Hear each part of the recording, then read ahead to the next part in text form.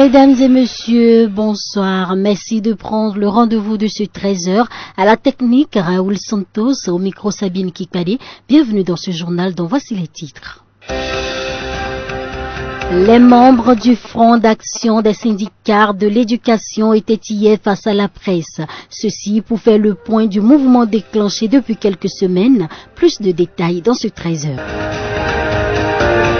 Ça chauffe à l'université d'Abomey-Calavi depuis ce matin et pour cause, les 3 ordres des syndicats des étudiants en grève. Quelles sont les raisons de cette grève? Éléments de réponse dans ce journal. La ménopause précoce, une véritable crainte pour les femmes. Causes et symptômes dans ce journal. Voilà pour le sommaire. Aurélien Agbenossi était face aux médias ce lundi 5 février 2018. L'objectif de cette rencontre était de faire le point de la participation du Bénin au 30e sommet de l'Union africaine tenu en Éthiopie.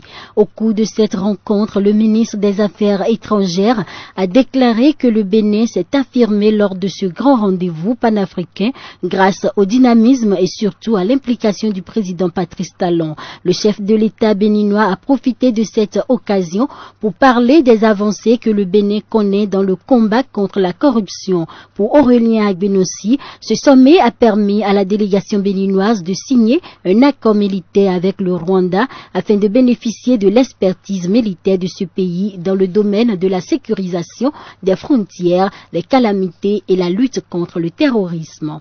Les membres du Front d'action des syndicats de l'éducation étaient face à la presse hier lundi. C'était au cours d'un point de presse. L'objectif était de faire le point en ce qui concerne le mouvement déclenché depuis quelques semaines et qui se poursuit. Face aux hommes des médias, les principaux conférenciers Kodjo Jean Adja et Eric Roméo Péo ont déclaré qu'ils sont engagés dans un combat de libération et que les intimidations, les menaces de toutes sortes et les fuites en avant du gouvernement risquent cette fois-ci d'être fatale à l'école béninoise. Ils ont aussi précisé à la presse que les syndicats affiliés au front suivent deux motions, celle du front liée essentiellement sur les revendications des enseignants et celle des confédérations et centrales syndicales qui portent sur les revendications transversales à tous les secteurs d'activité, puis les revendications relatives aux libertés et à la démocratie. Dans le monde de l'éducation, certains acteurs sont appelés élèves et d'autres étudiants. Quelle différence y a-t-il entre eux? Petit écolier, bientôt élève. Élève, bientôt étudiant. Mais quelle différence fondamentale peut retenir élève et étudiant?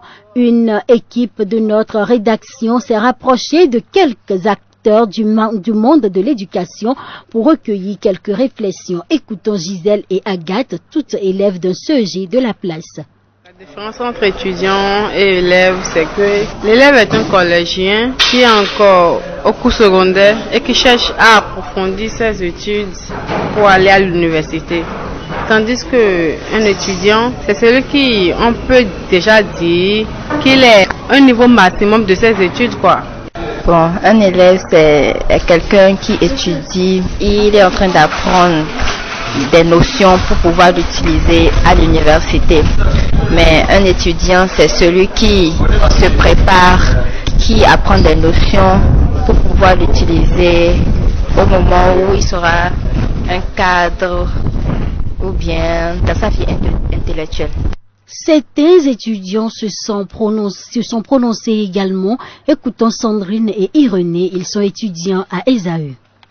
La différence, elle est tellement claire.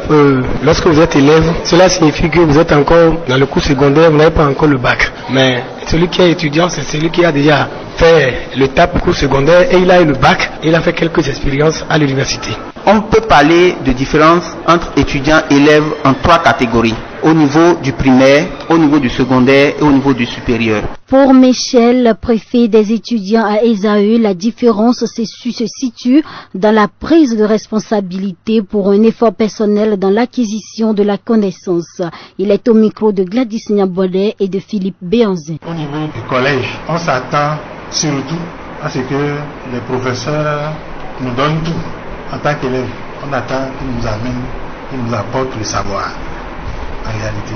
Mais fondamentalement, ce qui différencie l'élève de l'étudiant à ce point de vue, c'est que l'étudiant doit se mettre dans la posture de quelqu'un qui cherche. Donc quand un professeur au niveau de l'université arrive, il donne son programme d'études, il finit toujours par donner une bibliographie. Et c'est à travers cette bibliographie que l'étudiant se documente et cherche à aller même plus loin à travers ce que le professeur lui donne.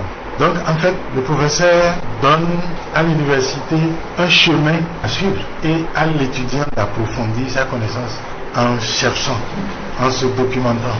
Elle se définit comme une cessation concertée collective d'activités en vue d'appuyer des revendications professionnelles et en vue de défendre des intérêts matériels et moraux d'une certaine catégorie de travailleurs, puisque c'est de la grève qu'il s'agit. Il faut souligner que depuis quelques mois, notre pays fait face à une fronde sociale perpétrée par des grèves tous azimuts, et face à cela, c'est un secteur clé en ont fait les frais. Cette arme redoutable a fait hier l'échine au gouvernement ces 10 derniers mois. La grève répond à quel principe? Écoutons la réponse que nous donne ici Kofi Hilaire Ncha, professeur de droit. Il s'agit en fait d'une pratique qui est devenue droit. Dès l'instant que c'est devenu droit, les différentes constitutions des pays africains l'ont consacré, notamment la nôtre, qui dit reconnaître et garantir le droit de grève. Et donc, lorsque le législateur dit qu'il reconnaît, qu'il garantit le droit de grève, il faut reconnaître que le droit de grève est un principe constitutionnel. Seulement, il a pris la peine de borner le principe, c'est-à-dire de limiter un peu le principe. Et donc, le principe de la grève est contrebalancé par 2 autres principes, à savoir le principe de la continuité du service public et le principe de la protection de la santé et de la sécurité des personnes et des biens. Il est possible d'éviter la grève. C'est la raison pour laquelle les cadres de concertation existent et ces concertations se font toujours entre 2 parties. Kofi Hilaire Ncha. La concertation, c'est entre les travailleurs qui une certaine amélioration de leurs conditions de vie. Et pour que cela soit ainsi, c'est souvent l'État qui faute. Pourquoi l'État faute? Parce que lorsque l'État se sert des travailleurs pour développer une nation, le souci premier de l'État devrait être de fournir les moyens ou de créer les conditions idoines ou favorables à un mieux-être de ces travailleurs-là. Et moi, j'ai pris l'habitude de dire qu'il est impossible d'avoir un bon service public sans au préalable tabler ou trouver des conditions durables et idoines aux doléances des travailleurs. Parce que qui parle de doléances parle de déséquilibre entre le traitement des uns et des autres. Et nul n'est méchant volontairement. On ne peut pas être dans un état où les travailleurs bénéficient de conditions appréciables et du jour au lendemain se lever et se rebeller encore. Donc, lorsque on se fâche, c'est parce que avant il y a mal donne. Et c'est ce que l'État devrait chercher à corriger au lieu que de chercher à régler le problème de la grève. Il vaut mieux prévenir. Et la prévention n'est pas notre tasse de thé. Et malheureusement, ce n'est pas la tasse de thé des dirigeants. Et c'est ce qui fait que la grève aujourd'hui est en train de prendre une ampleur essentielle. Pourquoi? Chaque degré gagné sur l'échelle de nocivité donne à première vue aux grévistes et la possibilité d'obtenir une satisfaction prompte de leurs revendications. Parce que la grève, il faut le reconnaître, c'est à la fois un bien et un mal. À la question de savoir si au Bénin l'État reconnaît et garantit le droit de grève, voici ce que l'homme de droit répond au micro de Léa Glago.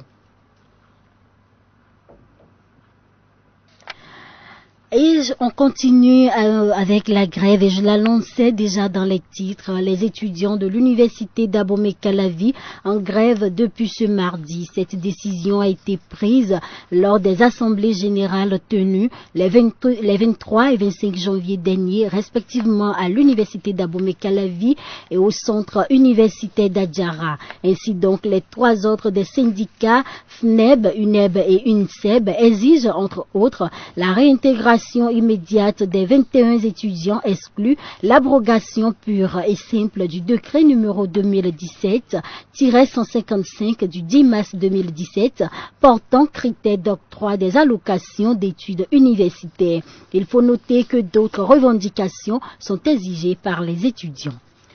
Le bureau exécutif du Repromed a exposé sa vision pour l'audience qui a eu lieu hier au ministère de l'économie numérique et de la communication, reçu par le conseiller technique du ministre Marcel Tchobo. Les membres du bureau exécutif ont profité de cette rencontre pour explorer les possibilités de collaboration entre le ministère et le réseau. Aujourd'hui, la mission fondamentale est de responsabiliser et surtout autonomiser les professionnels des médias.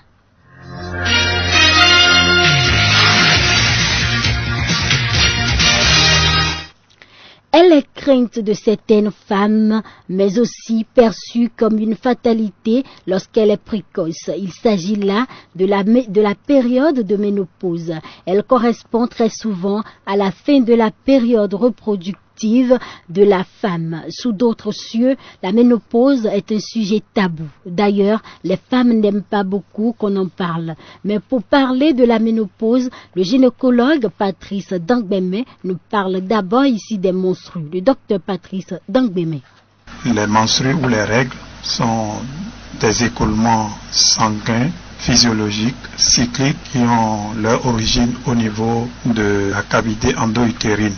Donc, c'est normal du fait de par la quantité, de par le nombre de jours que dure ce saignement, et de par son abondance et de par la fréquence. On parlera donc de la ménopause lorsqu'il y a arrêt total donc de cet écoulement sanguin sur une période de 2 ans.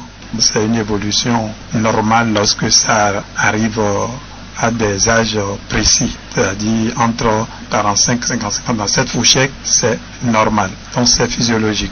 Mais avant 40 ans, on dira que cette ménopause est précoce. Donc en ce moment, c'est pathologique. La ménopause marque donc l'arrêt des règles ainsi que la cessation de l'ovulation et la sécrétion par les ovaires des hormones sexuelles. Médicalement parlant, l'on sait qu'une femme est ménopausée lorsqu'elle n'a eu de menstruation pendant 12 mois consécutifs. Quelles sont donc les causes de la ménopause? Écoutons les explications que nous livre ici le docteur Patrice Dangbeme. Parmi les causes médicales, nous avons la chirurgie. Lorsqu'un chirurgien opère une patiente et fait ou enlève ses glandes pour une raison X ou autre, donc on n'aura plus les ovaires en place, il n'y aura plus le fonctionnement de ces ovaires, il y aura la ménopause. Et qu'est-ce qui peut amener un chirurgien à faire l'ablation de ces glandes? Nous avons essentiellement le traitement des tumeurs malignes, le cancer donc du col, le cancer de l'endomètre, le cancer du sein, parce que ce sont des cancers qui sont hormonodépendants, et comme cette glande-là produit des hormones, il faut donc supprimer pour permettre encore à la femme de continuer de vivre. D'autres causes médicales, c'est lorsque du fait donc du cancer du sein ou du cancer du col, de l'endomètre, on est appelé à faire de la chimiothérapie ou de la radiothérapie, c'est-à-dire des médicaments qu'on injecte pour pouvoir aller tuer et neutraliser ces cellules tumorales. Ça participe à la destruction de l'ovaire et conduit forcément à l'arrêt de son fonctionnement, d'où la ménopause. On peut retrouver des causes d'ordre génétique. Il y a une maladie qu'on appelle de Turner. Cette maladie de Turner, c'est des chromosomes, et il y a l'absence ou l'anomalie d'un chromosome X, et lorsque la femme qui présente cette maladie n'a pas une fonction normale donc des ovaires. La ménopause est d'ordre génétique à ce moment.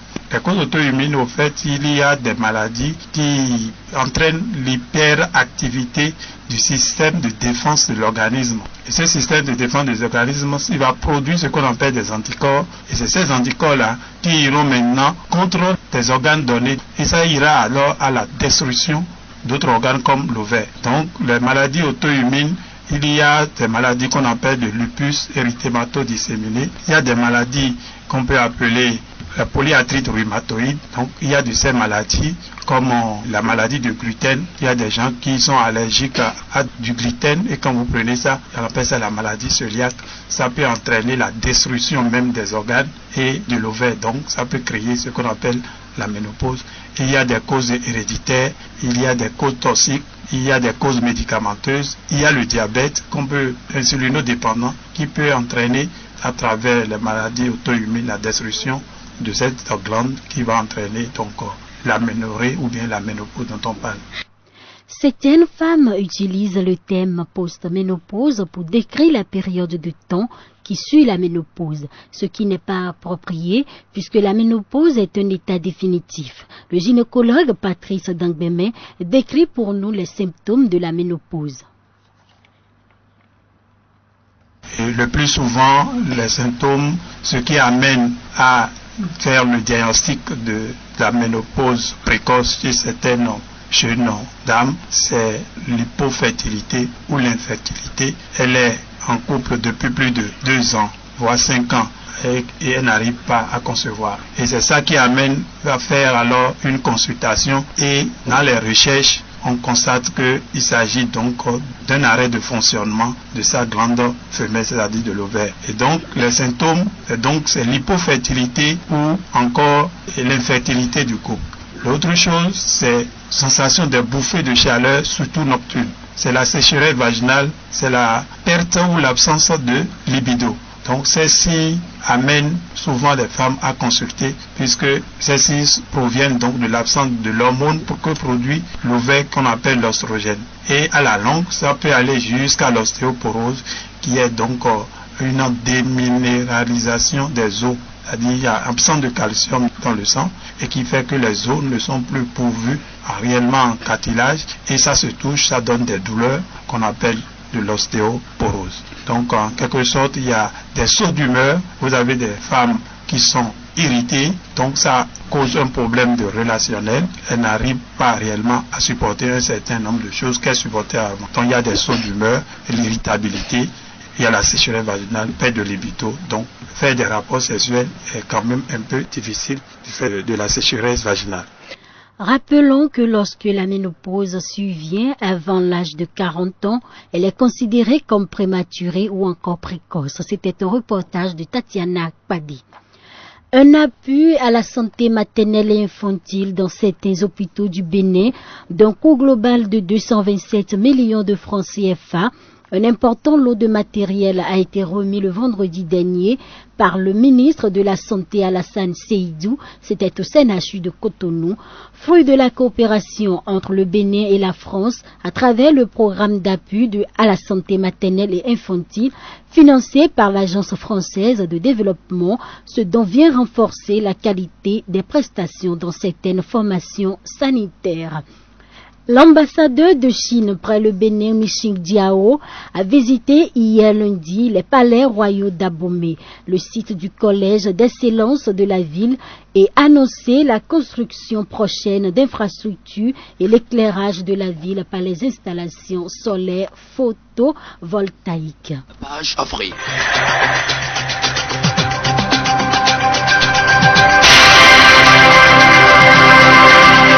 À présent, chers auditeurs, ce sera la page Afrique dans ce journal et ce sera avec Jean-Luc Dagan. Bonjour Jean-Luc. Bonjour Sabine. La page Afrique, c'est avec vous et pour commencer, nous irons au Cameroun où la tension reste vive en zone anglophone. Tout à fait, la tension ne retombe pas en zone anglophone depuis l'arrestation le 5 janvier dernier au Nigeria de Shizuku Ayuka, l'un des leaders du mouvement sécessionniste anglophone. Il y a eu une nouvelle manifestation à Bamenda hier contre le chômage et le manque d'infrastructures routières.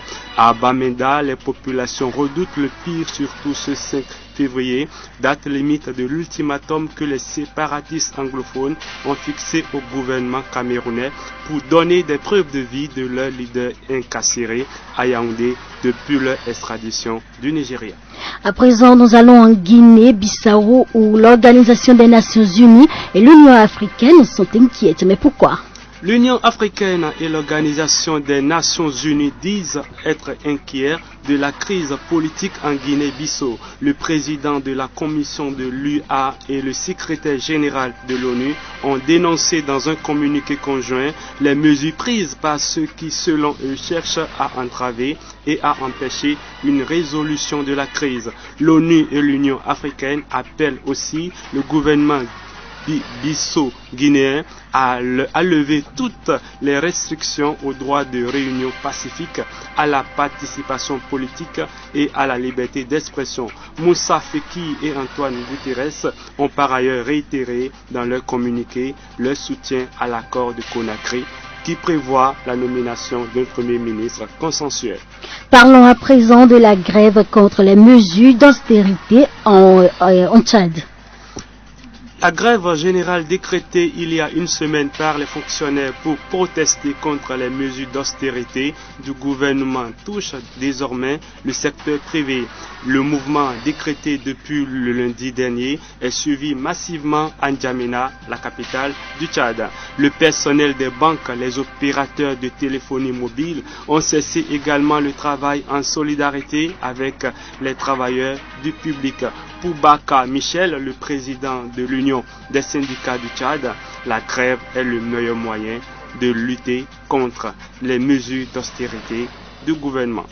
Alors c'était à l'instant la grève contre les mesures d'austérité au Tchad et à présent hors du continent africain. Alors en Israël, le pays menace d'expulser les Africains. Les autorités israéliennes ont commencé dimanche à distribuer des lettres à des milliers de migrants africains en situation irrégulière. Dans cette lettre, Israël demande à ces migrants de partir d'ici la fin du mois de mars sous peine d'être emprisonnés. Selon des chiffres officiels, 4000 enfants sont en situation irrégulière en Israël. En plus des 38 000 adultes, principalement sont érythréens et soudanais. Le gouvernement israélien propose aux migrants africains de partir volontairement avec une compensation de $3 500, soit 1,8 million de francs CFA d'ici fin mars, sous peine d'être arrêtés et détenus jusqu'à ce qu'ils acceptent de quitter le pays. Alors on termine avec le procès de Jawa, la possibilité d'une relace. Devant le tribunal correctionnel de Paris, le procès de Jawad Ben Daoud touche à sa fin. Place ce mardi aux réquisitions du parquet contre le logeur de Saint-Denis et les deux autres prévenus poursuivis pour recel de malfaiteurs terroristes et non-dénonciation de crimes pour le dernier. Le rôle de Jawad en particulier laisse certains dans le doute. Pourtant, Jawad Ben Daoud est justement le seul dont la culpabilité semble diviser les victimes. Maître Claire Jossirand préfère d'ailleurs mettre en garde ses clients contre la possibilité d'une relace, d'où l'importance pour le parquet d'enfoncer le clou ce mardi et de souligner les incohérences du prévenu en attendant les plaidoiries de la défense. Alors merci beaucoup Jean-Luc pour cette page Afrique. À présent la page sport. Le sport. Tout le sport. C'est sur la voie de l'excellence. Alors, il est déjà bien installé. Aziz, Assim, bonjour. Bonjour Sabine qui parle. La Ligue des champions, Dani Carvajal sera absent face au Paris Saint-Germain. L'UEFA a tranché. Le latéral droit du Real Madrid ne sera pas disponible pour la première manche face au Paris Saint-Germain le 14 février prochain. Pour avoir voulu à tout prix prendre un carton jaune face à l'Hapoel Nicosie, Dani Carvajal a perdu gros. Pour son comportement jugé douteux, l'UEFA a confirmé les 2 matchs de suspension infligés au latéral droit du Real Madrid. Il a purgé sa première rencontre comme prévu face à Dortmund pour la dernière journée de la phase de groupe. Il ne pourra pas non plus disputer le 8e de finale aller contre le Paris Saint-Germain prévu au Bernabéu le 14 février prochain. Ainsi, Zinedine Zidane, peu à l'aise ces dernières semaines, ne pourra pas compter sur l'un de ses cadres pour ce rendez-vous crucial. Logiquement, c'est le défenseur central Nacho Fernandez qui devrait glisser à droite. Il possède plus d'expérience que le latéral marocain Achraf Hakimi, 18 ans. à moins d'un nouveau pépin physique. Varane et Sergio Ramos seront dans l'axe. Alors Aziz, un petit zoom sur les buteurs africains du week-end. Commençons par la France. La France où, malgré un but du Sénégalais Ibrahima Niane, Metz s'est incliné 6 buts à 3 sur la pelouse de l'Olympique de Marseille. Malgré le 11e but de Camerounais Karl Toko Ekambi, Angers a perdu 2 buts à 1 sur le terrain de Montpellier. Le Sénégalais Youmous Sankaré a inscrit le premier but de Bordeaux sur la pelouse de Strasbourg. Victoire 2 buts à 0. L'Ivoirien Mas Gradel a marqué le but de la victoire pour Toulouse sur le terrain de Nice.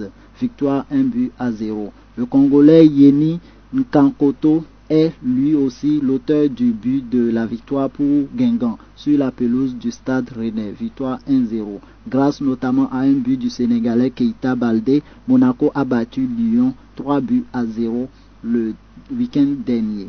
Deuxième but du Lyonnais a été inscrit par le Burkinabé Bertrand Traoré malgré un doublé du Marocain Yassine Bamou. Nantes s'est incliné 3 buts à 0 sur la pelouse de Caen. Allemagne à présent, malgré un but de l'Ivoirien Salomon Kalou, le Hertha Berlin a été tenu en échec à domicile par Hoffenheim. Match nul, 1 but partout. Angleterre à présent, malgré un but de l'Égyptien Ahmed Hezaghi, West Bromwich s'est incliné à domicile face à Southampton 2 buts à 3. Premier match en Premier League d'Aubameyang avec son nouveau club Arsenal. Le Gabonais a marqué le 4e but d'Arsenal face à Everton, victoire 5 buts à 1. Grâce à un but du Sénégalais Mohamed Diamé, Newcastle fait un match nul, 1 but partout sur le terrain de Crystal Palace. Un doublé de l'Égyptien Mohamed Salah avec Liverpool qui a été accroché sur sa pelouse par Tottenham. Le premier but des Spurs a été inscrit par le Kenyan Victor Wanyama. Espagne à présent, grâce à un but du Ghanéen Emmanuel Boateng, les Ghanaises a réussi l'espoir d'accrocher le Real Madrid, match nul 2 buts partout.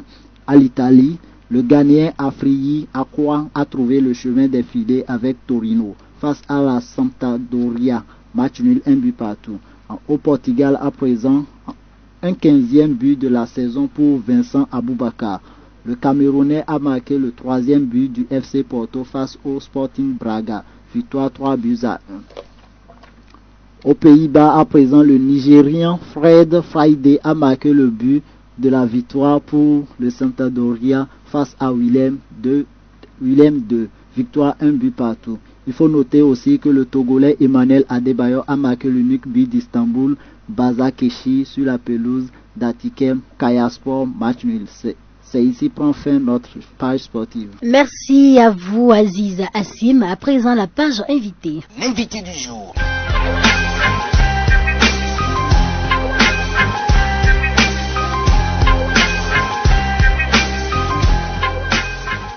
La grève est une cessation concertée et collective d'activités en vue d'appuyer des revendications professionnelles et en vue de défendre les intérêts matériels et moraux d'une certaine catégorie de travailleurs. En tant que telle, la grève est un moyen essentiel de défense des intérêts des travailleurs. Elle a son assise à l'article 31 de la Constitution qui prévoit que l'État garantit le droit de grève. Mais les dispositions de ce même article prévoient in fine que les conditions de jouissance et d'exercice de ce droit de grève sont prévues et encadrées par le législateur. Il s'agit là d'un droit certes fondamental. Opiner là-dessus étant entendu que je n'ai pas les données qui ont commandé cette réforme-là.